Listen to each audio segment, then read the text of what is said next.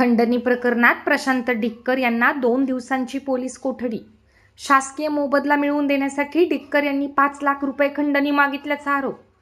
स्वाभिमानी शेतकरी संघटनेच्या युवा आघाडीचे प्रदेशाध्यक्ष प्रशांत डिक्कर यांनी शेतीचा शासकीय मोबदला मिळवून देण्यासाठी 5 लाख रुपयांची खंडणी मागितल्याच्या तक्रारीनंतर शेगाव पोलिसांनी प्रशांत डिक्कर यांना अटक करून आज न्यायालयात हजर केले असता न्यायालयाने डिक्कर यांना 2 दिवस पोलीस कोठडीत ठेवण्याचे आदेश दिले आहेत।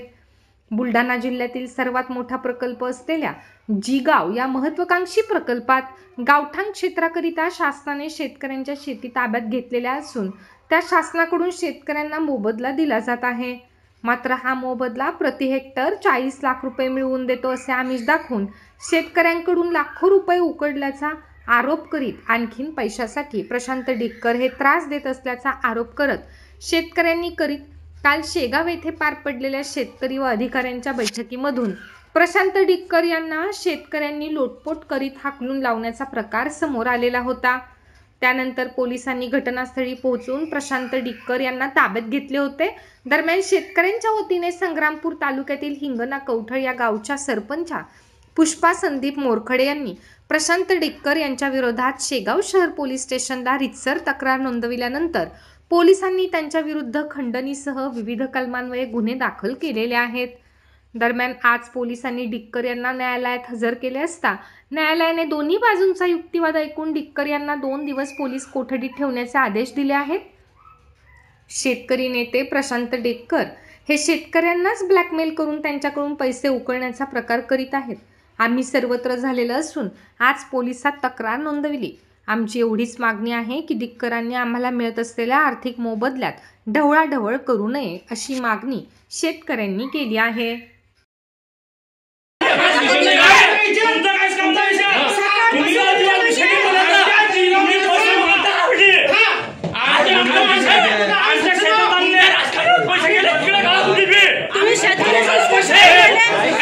तक्रारकर्ता जे आहेत ते पुष्पा संदीप मोरखडे, हां ते माझी पत्नी आहे। आणि याच्यात आमची फक्त एकच अशी अट आहे सरकारले की बुवा जे हे होऊन राहिलं याच्यात आम्हाला कास्तकार लोकांना कोणत्याच प्रकारचं नुकसानग्रस्त झालं नाही पाहिजे आम्ही। आणि हे लोकांची जे डिमांड आहे हे थांबली पाहिजेत, कारण की हे वारंवार त्रास देणे, फोन करणे, घराच्या अवतीभोवती चक्रा मारणे, कारण घरी कोणी नसते, रात्रंदिवस या लोक जे हे 8 दिवसापासून यांना परेशान करून सोडलं। किती लोक ते मागणार त्यांच्यासोबत? तर त्याच्या जवळ 4 ते 5 लोक असतील ते। कधी एक माणूस येते, दरवाजा वाजून जाते, बरं सर रात्रंदिवस असं हे कंटिन्यू चालू आहे। तक्रार किती लोकांच्या विरोधात दिली तुम्ही? तर तक्रार आम्ही फक्त त्या एकाच माणसाला ओळखत होतो, प्रशांत डिक्कर, आणि त्याच्यासोबत जे होते त्याची आम्हाला ओळख काही पुरली नाही। मग आम्ही मागणी आहे तुमची? तर आता आमची मागणी फक्त एकच आहे की बुवा जे आम्हाला हे त्रास देऊन राहिले ना तर येईना आम्हाला फक्त त्रास देऊ नये।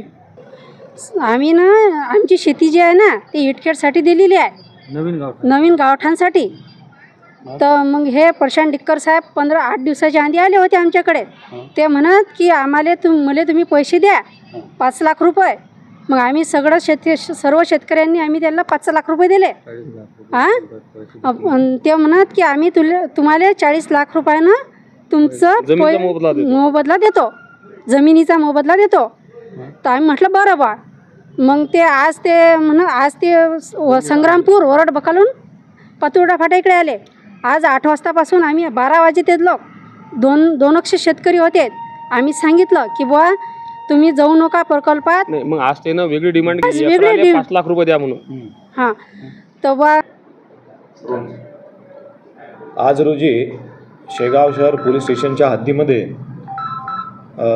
प्रशांत डिक्कर यांच्या विरोधात काही शेतकऱ्यांनी, विशेषतः एक महिला शेतकरी यांनी तक्रार दिलेली आहे। त्यांच्या तक्रारीचे स्वरूप हे अतिशय गंभीर आहे आणि वरिष्ठांच्या मार्गदर्शनाने आम्ही त्या तक्रारीच्या अनुषंगाने गुन्हा दाखल करण्याची प्रक्रिया सुरू करीत आहोत आणि त्यांच्यावर लवकरच कारवाई केल्या जाईल। आरोपी ताब्यात आहेत।